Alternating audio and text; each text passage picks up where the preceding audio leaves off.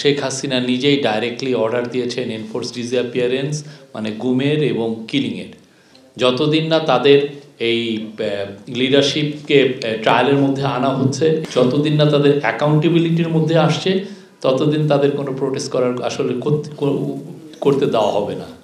আওয়ামী লীগের top leadership, Awami লীগের অনেকেই এই পুরো জুলাই হত্যাকাণ্ডের সাথে জড়িত, আপনি জানেন। এবং কালকে হিউম্যান রাইটস ওয়াচের আপনারা যদি খুব মনোযোগ দিয়ে রিপোর্টটা পড়েন, ওই রিপোর্টের 17তম পাতায় আছে, সেখানে স্পষ্টভাবে তারা লিখেছে যে শেখ হাসিনা নিজেই ডাইরেক্টলি অর্ডার দিয়েছেন এনফোর্স ডিসঅ্যাপিয়ারেন্স মানে গুমের এবং কিলিংয়ের।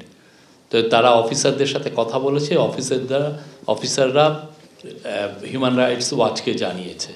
তো যেই পার্টি দেখেন এত বড় একটা হত্যাকাণ্ড হলো বাংলাদেশের ইতিহাসে, একদম আপনার আমার চোখের সামনে দিয়ে বাচ্চা বাচ্চা ছেলে মেয়েদেরকে খুন করা হলো, এবং অনেক কত শশ ছেলে চোখের অন্ধ হয়ে গেছে, অনেকে সারা জীবনের জন্য ক্রিপল হয়ে গেছে।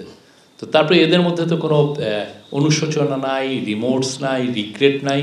এবং আপনি ওদের যদি ওয়ার্ডিং দেখেন, তারা আরও মিথ্যা কথা বলছে যে 3000 পুলিশ মারা গেছে। কত বড় জালিয়াতি, কত বড় মিথ্যা কথা। বাংলাদেশে যতদিন না তারা ক্ষমা চাচ্ছে, যতদিন না তাদের এই লিডারশিপকে ট্রায়ালের মধ্যে আনা হচ্ছে এবং তাদের সাবমিট টু জাস্টিস, এবং তাদের যতদিন না তাদের অ্যাকাউন্টেবিলিটির মধ্যে আসছে, ততদিন তাদের কোনো প্রোটেস্ট করার আসলে করতে দেওয়া হবে না। প্রোটেস্ট কোনো ধরনের কোনো, বাংলাদেশের মানুষকে আগে তাদেরকে আগে বিচারের সম্মুখীন হতে হবে। আমাদের স্পষ্ট অবস্থান এখানে।